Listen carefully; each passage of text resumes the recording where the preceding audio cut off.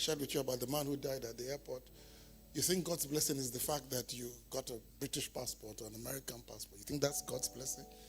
You know, sometimes I think to myself, if I'm not coming to him, why does he need to help me? But he doesn't. He loves you, so he will help you wherever you want to go. You want to get a passport, why give it to you? Why not? But if you forget why he gave it to you, you get lost. There's still a couple more. Do you mind if we do this a little bit?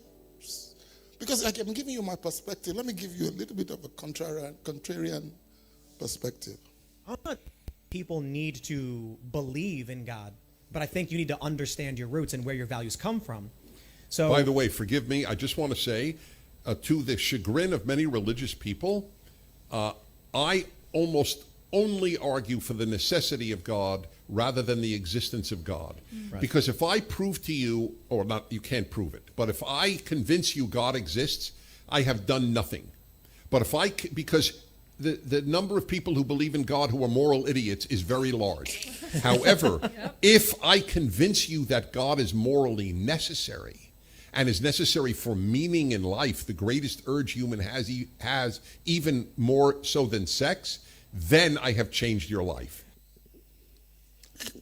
They're such simple paradigms, but they change your mind. Am I making sense?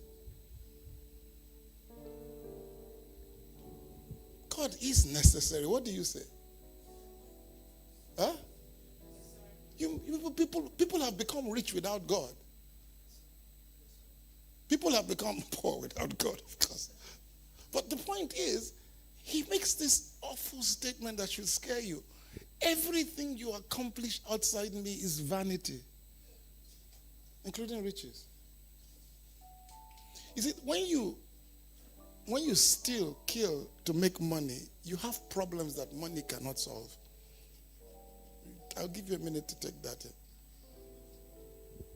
You can be as rich as you want to be. There will be problems you will have that the money you have cannot solve it.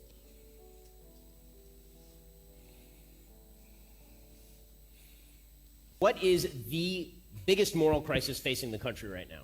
Secularization. Whenever I summarize my life's work, I say, really, there has been one overwhelming theme: the consequences of secularism. Secularism is wonderful for government, it's wonderful for the sciences, and it's awful for the rest of life. Most conservatives don't know that. Many religious people don't know it, and certainly don't know how to make the case for it. Everything that we're seeing, all the chaos that we are seeing now, is a result of the death of God and the Bible as the most important book in American life.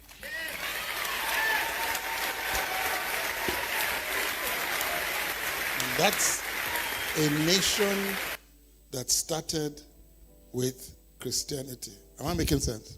Are you here? That's the nation that started with Christianity.